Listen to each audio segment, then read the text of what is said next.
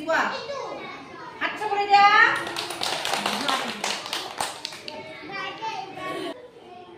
কোনটো ওজন বেছি বলৰ ওজন বেছি না কাগজৰ ওজন বেছি